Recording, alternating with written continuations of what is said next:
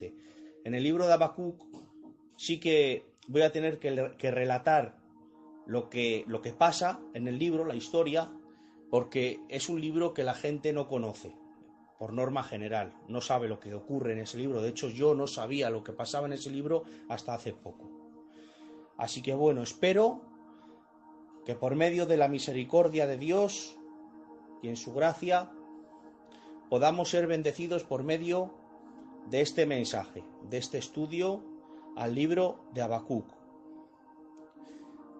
Quien escribe este libro es un profeta llamado Habacuc.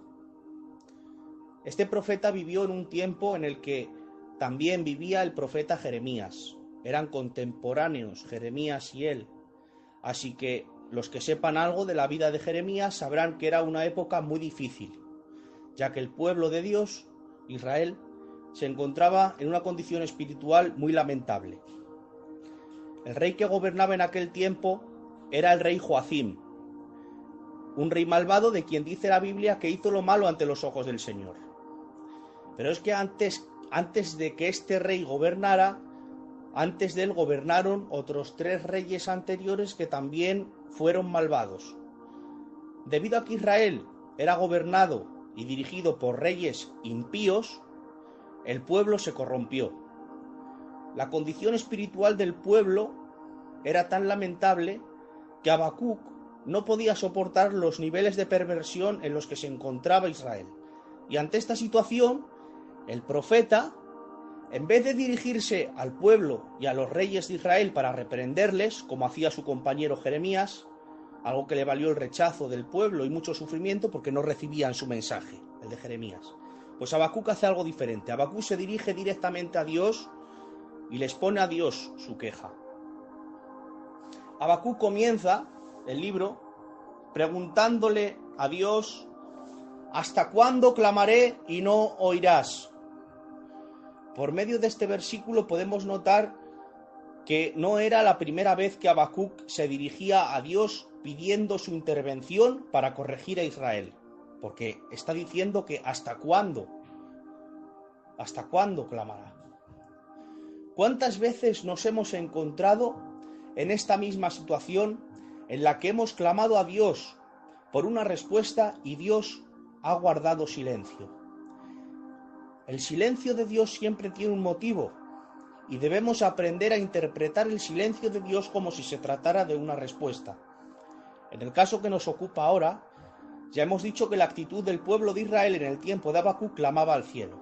La violencia asolaba la nación. Desobedecían cada vez más a Dios y a sus mandamientos. Se habían olvidado de Dios, se habían entregado a falsos dioses y a prácticas indignas. El pecado, la inmoralidad y el vicio se practicaban de forma desenfrenada. Israel estaba en una condición de profunda decadencia, y este declive espiritual había producido una gran degradación moral.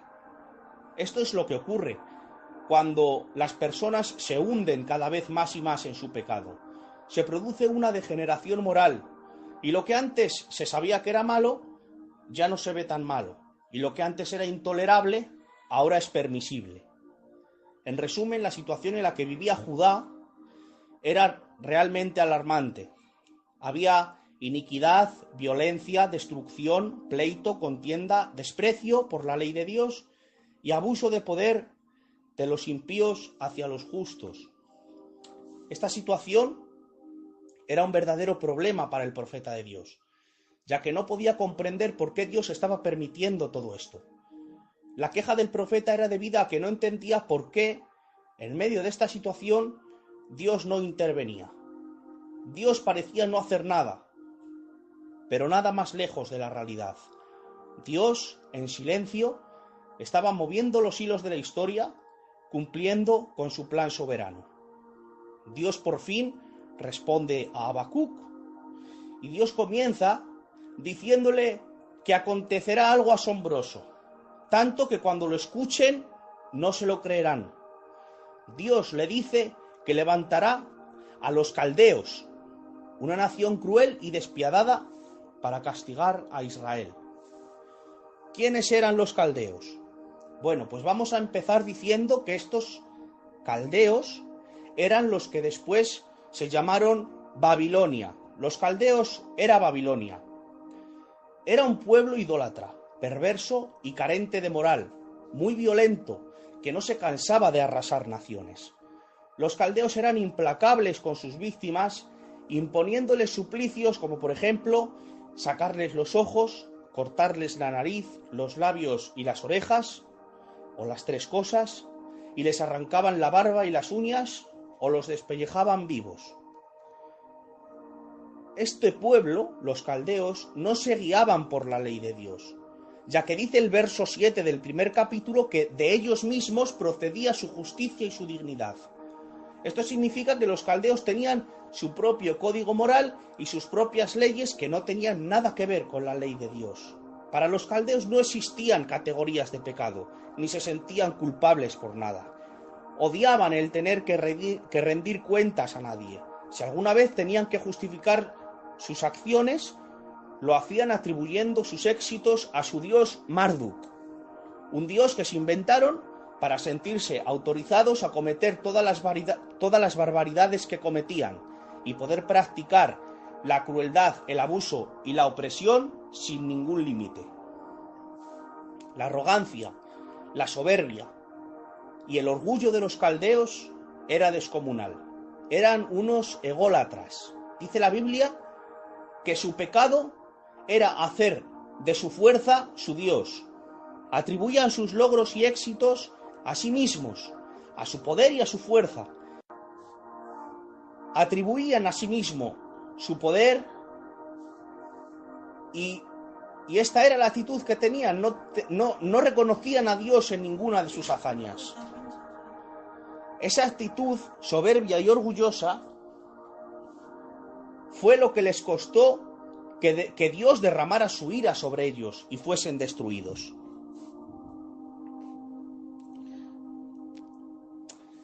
Uno de los lamentos más fuertes de Habacuc lo encontramos al comienzo del libro y había sido en contra de la violencia que Habacuc observaba en las actitudes del pueblo de Israel.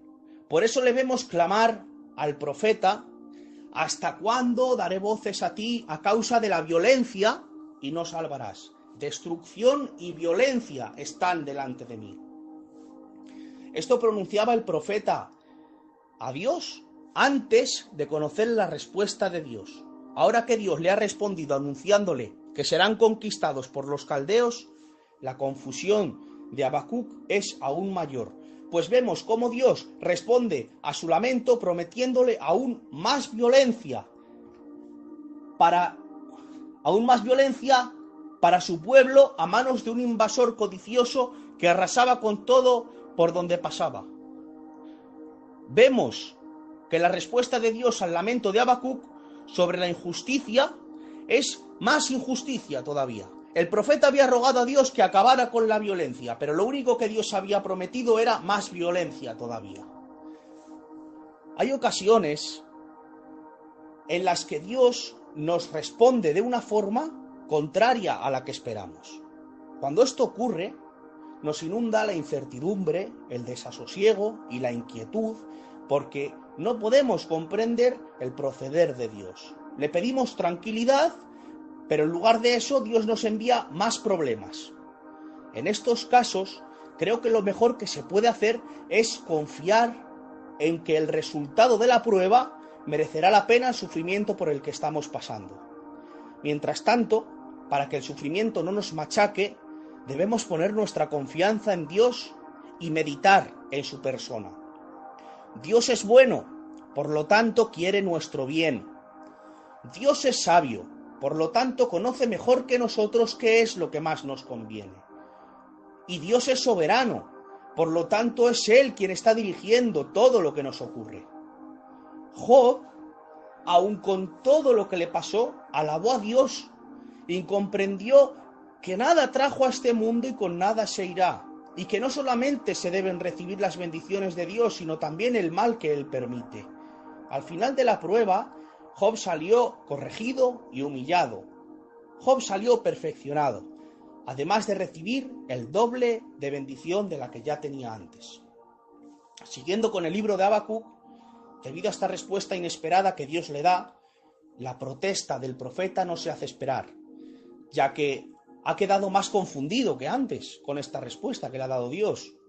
Me sorprende mucho la reacción que tiene el profeta en este punto, ya que se toma el tremendo atrevimiento de reconvenir a Dios. Habacuc le dice a Dios: pero tú no eres el santo, no eres tú mismo desde el principio el que no cambia. Tus ojos son tan limpios que no puedes ver el pecado, la injusticia ni el mal. ¿Cómo vas a permitir entonces que el malo, los caldeos, destruya al que es más justo que él, refiriéndose a Israel, mientras te quedas observando sin hacer nada, como si no tuviésemos quien nos gobierne? Habacuc no puede comprender cómo Dios usará a un pueblo peor que ellos para castigarlos. Si nos ponemos en su lugar, es normal pensar así. Si me tienen que corregir por hacer algo mal, no es lógico que me castigue alguien que es 10 veces peor que yo. Después de esta respuesta que Dios le da a Habacuc, sería normal llegar a pensar que Dios es inconsistente, que no sabes por dónde te va a salir. Usar una nación pagana y cruel para someter y castigar a Israel causaba confusión en el profeta, y podría valorar desde su perspectiva humana que no era justo, ni ético, ni moral, ni honesto este proceder por parte de Dios. Es por esto que Habacuc reclama más respuestas, pues ahora tiene aún más dudas que antes.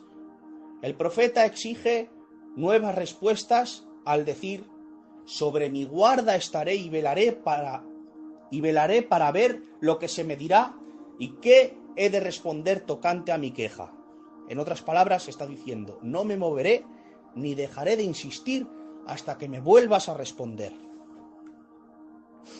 Jehová vuelve a responder al profeta, y en esta segunda respuesta que Dios le da a Habacuc se encuentra el versículo por excelencia de todo el libro. Habacuc capítulo 2, verso 4. He aquí que aquel cuya alma no es recta se enorgullece, mas el justo por la fe vivirá. Este es el versículo central de todo el libro, y más adelante veremos por qué. Dios responde al profeta afirmándole que el juicio de Dios caerá sobre los caldeos y serán destruidos. A continuación, menciona los motivos por los que Babilonia será destruida, pronunciando 5 ayes sobre ellos. Haciendo un resumen de los motivos que Dios pronuncia por los que va a destruir a los caldeos, diríamos que van a ser destruidos porque se enriquecían injustamente. Amontonaban riquezas a costa de los pobres, riquezas que no les pertenecían y que arrebataban por la fuerza por medio de métodos injustos y opresivos. Por medio de estos métodos despojaban de sus bienes y explotaban a las naciones que conquistaban. Dios les responde diciendo que sus abusos no durarán para siempre y que pagarán sus deudas con creces. Estas cosas no son desconocidas para nosotros en nuestros días. Podemos poner varios ejemplos de instituciones y personas que hacen esto. Podemos poner el ejemplo de empresas que explotan a sus trabajadores, de gobiernos que roban lo que es del pueblo, de bancos que imponen intereses abusivos o incluso de prestamistas que se aprovechan de la delicada situación de los más pobres y poniéndoles cargas insostenibles. Esta gente amontona riquezas por medio de la opresión y la intimidación.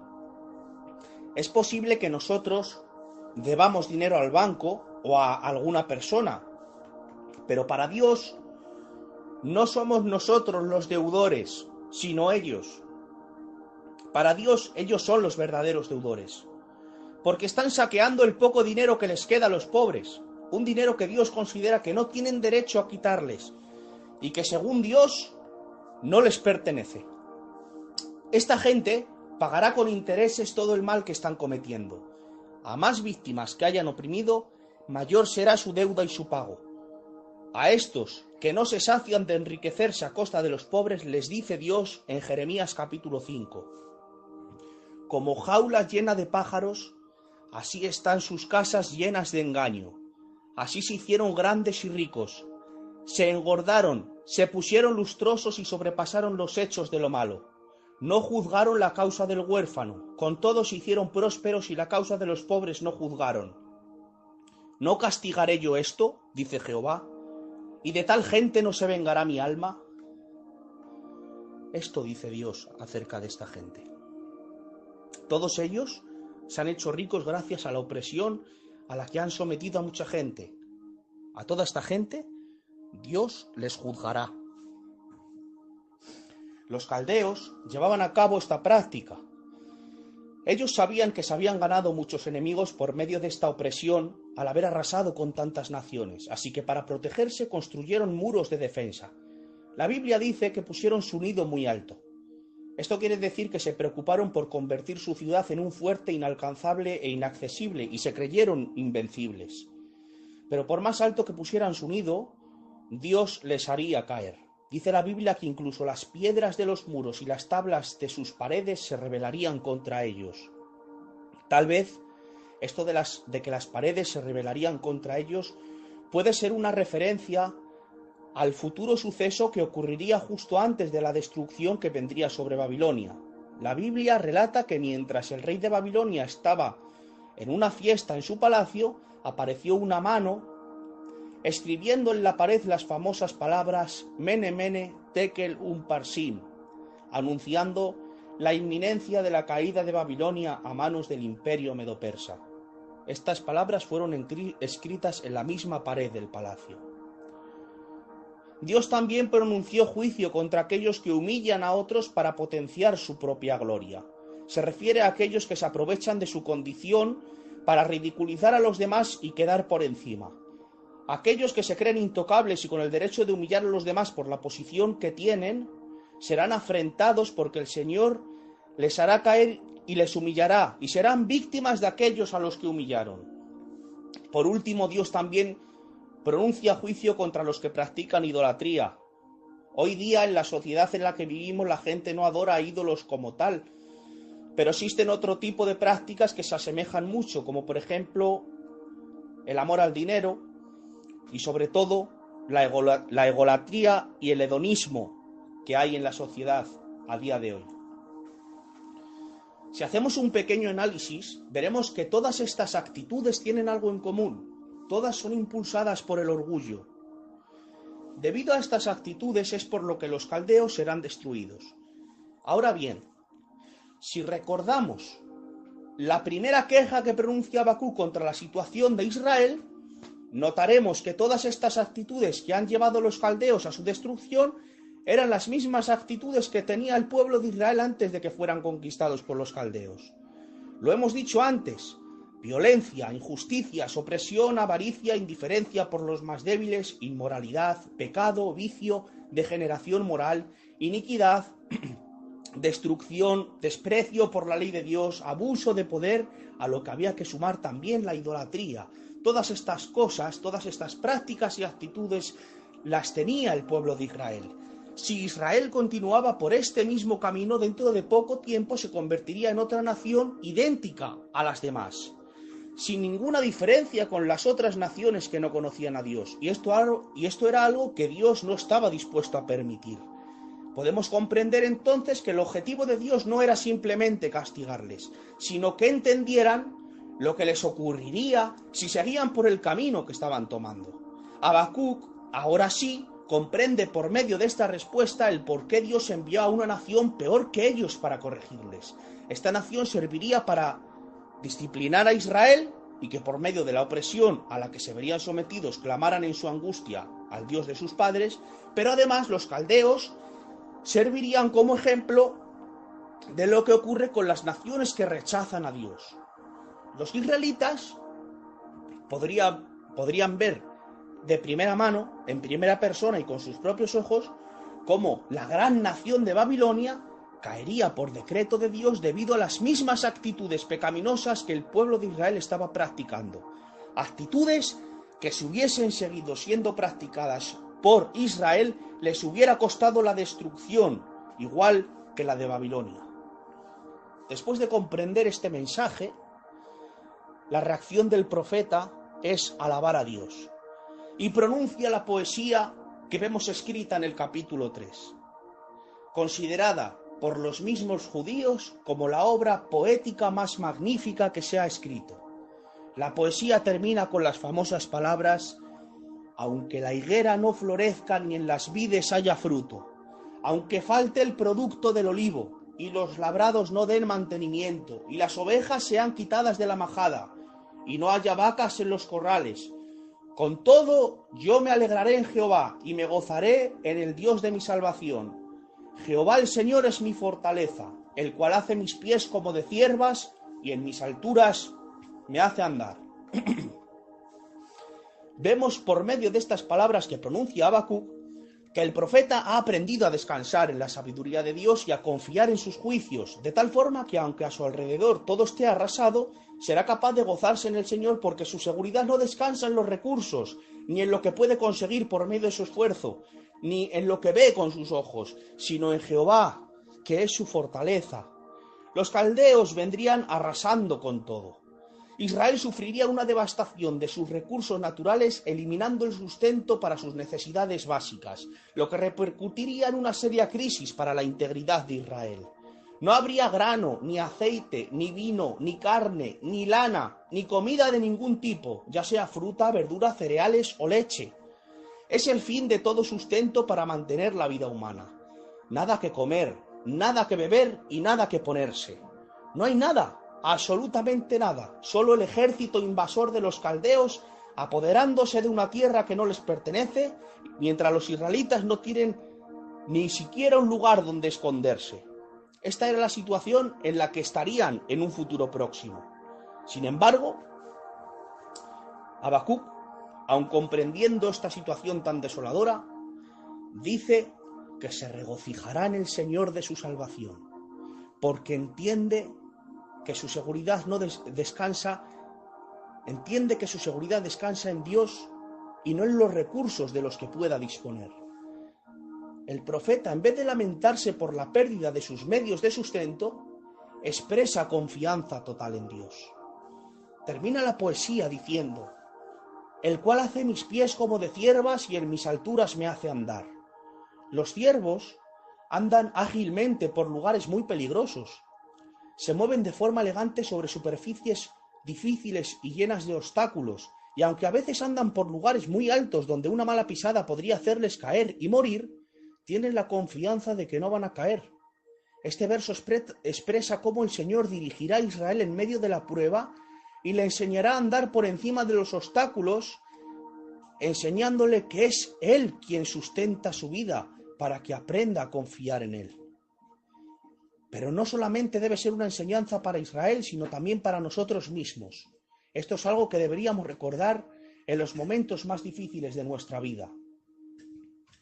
¿Qué nos enseña toda esta historia a nosotros? Pues varias cosas. Nos enseña que a veces el silencio de Dios es tan expresivo como sus palabras. Nos enseña que a veces Dios responde de una forma que no esperamos, dejándonos aún con más dudas que antes. Nos enseña que nadie escapa del juicio de Dios y que todos aquellos que oprimen y humillan con violencia a los más débiles recibirán su pago por parte del Señor cuando llegue el momento. Nos enseña que Dios dirige todos los asuntos de la historia. Es Dios quien levanta y quien hace caer a las naciones. No hay nada que esté oculto a sus ojos ni nada que se le escape de su control soberano.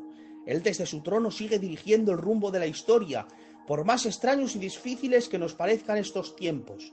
Como dice la Biblia, sus caminos son inescrutables y muchas veces la forma de llevar a cabo sus propósitos son misteriosas. Y lo más importante que este libro nos enseña es que al final, sea cual sea la circunstancia, el justo por la fe vivirá. Los malos podrán adquirir riquezas y sentirse poderosos. Podrán levantar muros para protegerse y sentirse invencibles. Podrán pensar incluso que no hay Dios que les haga pagar las injusticias que están cometiendo. Pero al final, el mundo quedará postrado y humillado ante el juicio de Dios, y los únicos que podrán mantenerse en pie serán los justos, por muy pobres o faltos de recursos que estén. Porque no es el poder, ni la fuerza, ni las influencias, ni la inteligencia, ni las riquezas lo que consigue que alguien se mantenga en pie, sino Dios y solo Dios. Y es Dios también quien milagrosamente mantiene en pie a aquellos que aun sin recursos, sin sustento, siendo oprimidos por la sociedad y humillados por los que son más poderosos que ellos, que sin tener nada en este mundo a lo que aferrarse, ponen su confianza en Dios y claman a Él en su angustia. Este es el ejemplo perfecto de este versículo. He aquí, aquel cuya alma no es recta se enorgullece, mas el justo por la fe vivirá. En aquel tiempo, aquellos cuya alma no era recta y se enorgullecían eran los caldeos, y verían cómo su gran ciudad, Babilonia, con toda la grandeza que tenía, terminaría cayendo por su enaltecimiento y su orgullo. Mientras, los judíos seguirían en pie gracias a que Dios les preservaría de la destrucción. La situación en la que vivimos actualmente es extraña. Babilonia ya no existe, pero en la actualidad podemos mencionar ejemplos como Estados Unidos, Rusia, Alemania o China. Desde sus esferas de poder e influencia, estas potencias nos están diciendo cómo tenemos que pensar y cómo tenemos que vivir. Están degenerando la moral de la sociedad con una rapidez y a unos niveles asombrosos. Lo que antes estaba prohibido, ahora es algo de lo que sentirse orgulloso. El aborto, la eutanasia, ideología de género, feminismo radical, nacionalismo, todas estas cosas son respetables menos la palabra de Dios. Es cuestión de tiempo que la sociedad termine destruyéndose a sí misma, pero el pueblo de Dios permanecerá. Caerán a nuestro lado 1000 y 10.000 a nuestra diestra, mas a nosotros no llegará. Es posible que estos tiempos que nos ha tocado vivir, al igual que ocurrió con el pueblo de Dios en los tiempos de Habacuc, estén siendo permitidos por Dios como un escarmiento a su iglesia, para que despierte del letargo general en el que se encontraba, en el que se ha encontrado durante todos estos últimos años. Hemos vivido muy cómodos durante estos últimos 30 o 40 años. Y esta comodidad no nos ha venido bien. La solidaridad entre los hermanos estaba desapareciendo. Las rivalidades entre hermanos estaban siendo cada vez más comunes en muchos ámbitos, como en el ministerial o en el económico. Nos estábamos desviando de la verdad central del Evangelio, y Dios nos tiene que reconducir por medio de estos acontecimientos que estamos viviendo actualmente, para que no perdamos de vista las cosas que de verdad importan, como son la difusión de su palabra, el amor entre los hermanos y el sentimiento de que no pertenecemos a esta tierra, porque durante estos últimos años de prosperidad y comodidad nos hemos sentido más ciudadanos de este mundo que del reino de los cielos, y hemos perdido el entusiasmo por la inminente venida del Señor. Este tiempo de crisis está produciendo un despertar por las cosas de Dios y nos está abriendo los ojos para darnos cuenta de la fugacidad de las cosas que el mundo nos puede ofrecer. Porque en el mundo tan pronto tienes como no tienes, y lo que tienes tenderá a desaparecer. En cambio, las cosas de Dios son eternas.